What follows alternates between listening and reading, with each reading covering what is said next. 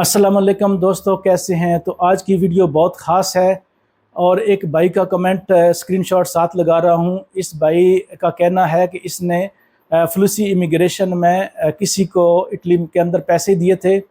उसके बाद इसका नौला वस्ता निकला था, फिर उसको अपॉइंटमेंट नहीं मिली और वो नौला वस्ता एक्सपायर हो गया। नौला वस्ता एक्सपायर होता है या नहीं होता, ये अलग टॉपिक है, इसको अब आज मैं नहीं डिस्कस कर रहा। तो अगर आप तो ये भैया पूछ रहा है कि क्या वो अपने इस पैसे वापसी के लिए इटली के अंदर दनूचा करा सकता है, अपने उस बंदे पे केस कर सकता है। अच्छा, इस पॉइंट को समझने के लिए फ्लूसी जो इमिग्रेशन है वो असल में जो इटली की गवर्नमेंट की तरफ से मामूली फ़ीस पे ये लोगों को मंगवाया जाता है। अब इसका गलत इस्तेमाल लोग करते हैं तो इसकी इटालियन गवर्नमेंट जो है ज़िम्मेदार नहीं है।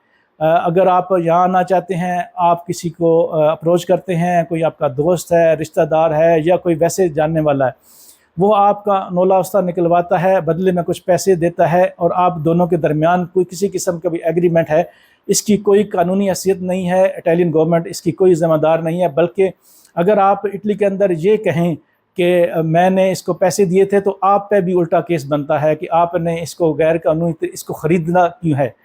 इसकी मिसाल ये है कि 3-4 दिन पहले इटली के इलाके नापोली में 3 वकीलों के एक तंजीम को भी पकड़ा गया है, जो कि ख़ास तौर पर बांग्लादेश से लोगों को फ्लूसी इमिग्रेशन में लाने के लिए 10,000 यूरो तक जो है वो पैसे लेके तो गैर कानूनी तरीके से ला रहे थे।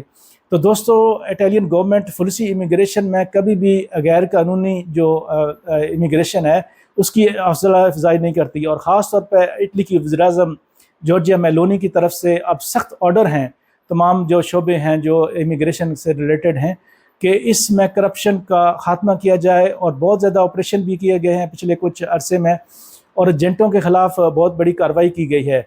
तो जो मेन पॉइंट समझने वाला है, जिस काम के लिए गवर्नमेंट की तरफ से पैसे नहीं हैं, नॉर्मल फ़ीस है, उस पर अगर आप किसी को पैसे दे देते हैं तो फिर आप इटली की अदालतों में किसी किस्म का केस नहीं कर सकते।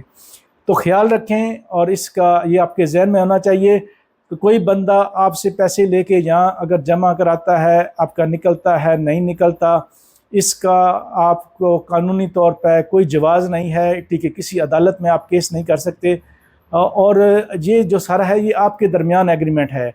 तो अगर आप ये तरीका इस्तेमाल करते हैं, मैं इसकी हौसला अफजाई नहीं करता कि आप पैसे दें और इस तरह के आएँ, लेकिन ये है कि अगर आप दो के दरमियान किसी किस्म का भी एग्रीमेंट है, कोई आपका नौला वस्ता यहाँ से निकलवाता है सीजनल के लिए, नॉन सीजनल के लिए, तो फिर अगर आपके पैसे डूब जाते हैं तो कोई प्लेटफॉर्म नहीं है। इटली के अंदर आपके पास कोई ऑप्शन नहीं है कि आप कोई कानूनी रास्ता इख्तियार करें, क्योंकि इटली की गवर्नमेंट के हिसाब से आपने खुद जुर्म किया है, एक गैर कानूनी तरीका इस्तेमाल किया है। आपने यहाँ इसमें पैसे दिए हैं और जो कि फ़ीस के अलावा इसमें कोई एक्स्ट्रा पैसे नहीं है इटली की गवर्नमेंट के हिसाब से।